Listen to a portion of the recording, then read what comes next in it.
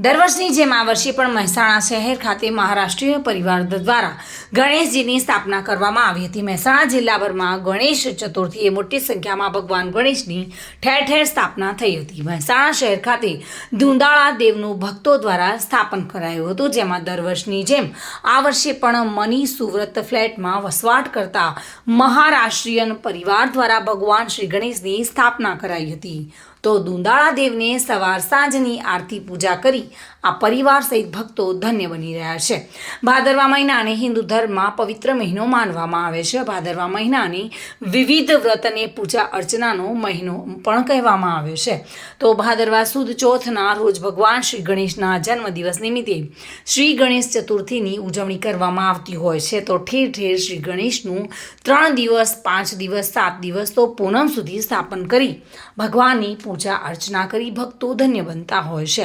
મહેસાણા શહેર ખાતે પણ મોટી સંખ્યામાં ગણેશજીની સ્થાપના કરવામાં આવી હતી અને મહેસાણા શહેર ખાતે મુનિ સુવ્રત ફ્લેટમાં વસવાટ કરતા અશોક સ્વદાસ પરિવાર દ્વારા પણ દર વર્ષની જેમ જ આ વર્ષે પણ ભગવાન શ્રી ગણેશની મૂર્તિનું સ્થાપન કરાયું હતું। સ્વદાસ પરિવાર દ્વારા શાસ્ત્રોક્ત વિધિ સાથે ભગવાન શ્રી ગણેશની સ્થાપના કરી સવાર અને સાંજે ભગવાનની આરતી કરવામાં આવે છે। તો આ પ્રસંગે ભગવાન શ્રી ગણેશના ભક્તો મોટી સંખ્યામાં ઉમટ્યા હતા અને સતત 10 દિવસ સુધી પરિવાર દ્વારા ભગવાન શ્રી ગણેશની સેવા પૂજા કરી 10મા દિવસે વિસર્જન કરવામાં આવશે। અમે એકચ્યુઅલી પૂનાના છે, પૂનામાં જ મારો જન્મ થયો છે। ગુજરાતી અમે, પણ ફાધર 70 વર્ષથી પૂના જતા રહેલા અને અમારા બધા ભાઈ બહેનનો જન્મ ત્યાં થયો। ત્યાંની જે કલ્ચર હતું ગણપતિનું એ અમે, એટલે હું નાનો હતો ત્યારથી મને ગણપતિમાં બહુ જ લગાવ અને ત્યારથી મેં ચાલુ કર્યું છે ઘરે બેસાડવાનું।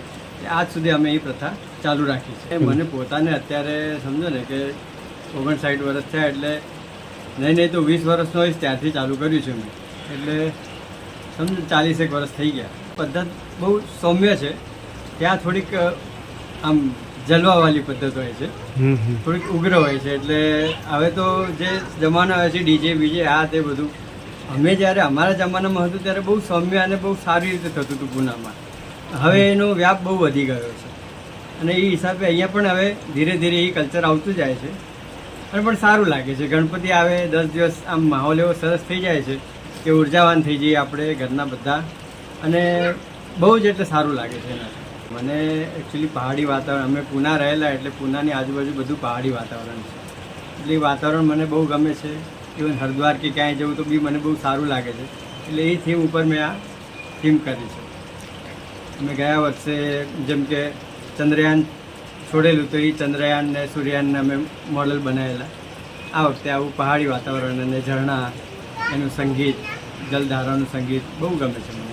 લાઈક અમે લોકો 10 વર્ષથી મહેસાણામાં રહીએ છીએ અને લાઈક હું પહેલાંથી પૂનામાં રહેલી છું અને પૂનામાં જે ગણપતિ આવતા હતા એ બહુ જોરશોરમાં ધૂમધામથી આવતા હતા। મહેસાણામાં જ્યારે હું નવી આવી ત્યારે મને એવું લાગતું હતું કે ગણપતિનું અહીંયા એટલું છે નહીં, કારણ કે મહારાષ્ટ્રમાં જ વધારે હોય છે, પણ રિસન્ટલી હવે જોવા જઈએ તો અહીંયા બી બહુ બધું થઈ રહ્યું છે। સ્ટાર્ટિંગમાં જોઉં અને અત્યારે જોઉં તો ઘણો બધો ડિફરન્સ છે યંગ જનરેશનમાં બી, અને અત્યારે જે બી લોકો સ્પિરિચ્યુઅલ તરફ વળી રહ્યા છે એ જોઈને અત્યારે યુથ બહુ જ સારી રીતે ગ્રો કરી રહ્યો છે।